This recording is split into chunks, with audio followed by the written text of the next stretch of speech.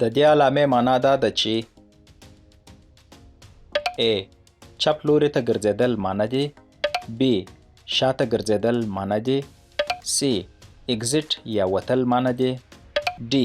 ښي لوري ته ګرځېدل معنی دی. D. ښي لوري ته ګرځېدل معنی دی. پر ښویندوکي سړک د موټر چلولو پر مهال باید A. د ګرځېدو پر وخت باید تر عادي حالت قرار اوسئ. B. لین چټک تبدیل کړئ. C. سرعت سمدستي زیات کړئ. D. سمدستي بریک ونیسئ. A. د ګرځېدو پر وخت باید تر عادي حالت قرار اوسئ. یوه ماته ژړه کرښه د جامدې ژړې کرښې ترڅنګ معنا دا ده چې A. د سړک دواړو خواو ته موټران له یو بل څخه مخ اخیستلی سي. B. د ماتې کرښې خواته موټر له بل موټر څخه مخ اخیستلی سي. C. د جامدې کرښې خواته موټر له بل موټر څخه مخ اخیستلی سي. D. دواړه لوري له یو بل څخه د مخ اخیستلو اجازه نه لري. B. د ماتې کرښې خواته موټر له بل موټر څخه مخ اخیستلی سي.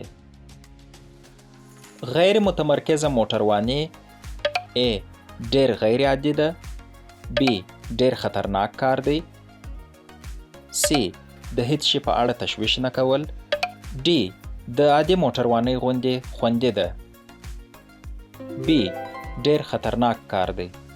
که په یوه څلورلارې یا دوه لارې کې سرې اشارې مړې او ژوندۍ کیږي نو باید A. موټر قرار کړئ او په احتیاط تیر سئ.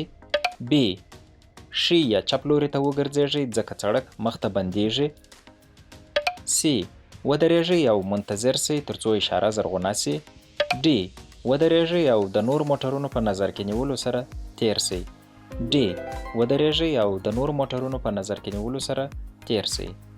په کم وخت کې تر اصلي سرعت یا سپیډ لیمټ قرار موټر چلول معنی دی. A. کله چې قرار موټر چلول د نورو موټرونو د جریان مزاحمت وکړي. B. کله چې په کاري یا ساختماني ساحه کې د موټرونو هجوم وي. C. یوازې په غیر ښاري سیمو کې. D. په خراب موسم کې. A. کله چې قرار موټر چلول د نورو موټرونو د جریان مزاحمت وکړي. لوی موټرونه A. لوی ړندې ساحې لري.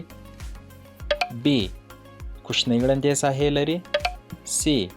ړنده ساحه نه لري. D. د وړو موټرونو په څیر ړنده ساحه لري. A. لوی ړندې ساحې لري. د موټرونو د ګڼې ګوڼې پر وخت د خوندیتوب لپاره تر ټولو ښه چاره دا ده چې A. خپل سرعت غیر ثابت وساتئ چې آماده اوسئ. B. تر نورو موټرونو تیز ولاړ سئ. C. تر نورو موټرونو قرار ولاړ سئ. D. د نورو موټرونو د سرعت په اندازه ولاړ سئ. D. د نورو موټرونو د سرعت په اندازه ولاړ سئ. که تاسې یوه داسې څلورلارې یا دوه لارې ته راورسېږئ چې تاسې ته اشارې زرغونې وي خو پیاده تلونکي کسان تر سړک اوړي نو تاسې باید A. هارن ووهئ. B. سرعت زیات کړئ او د پیاده تلونکو مخ ته تیر سئ. C. ودرېږئ چې پیاده تلونکي کسان خوندي تیر سي. D. پیاده تلونکو کسانو ته نږدې سئ او هغوی وویروئ چې د بل وخت لپاره د سرو اشارو په مقابل کې تر تیرېدو مخکې ښه فکر وکړئ. C. ودرېږئ چې پیاده تلونکي کسان خوندي تیر سي. کله چې دغه نښه ووینئ نو هرومرو باید A. په بشپړه توګه ودرېږئ او پیاده تلونکي کسان او تیرېدونکي موټرونو ته پام وکړئ. B. قرار سئ پرته له دې چې په بشپړه توګه ودرېږئ. C. په بشپړ ډول ودرېږئ او د زرغونې اشارې لپاره منتظر سئ. D. قرار سئ او تیرېدونکو موټرونو ته په کتو حرکت وکړئ. A. په بشپړه توګه ودرېږئ او پیاده تلونکو کسانو او تیرېدونکو موټرونو ته پام وکړئ.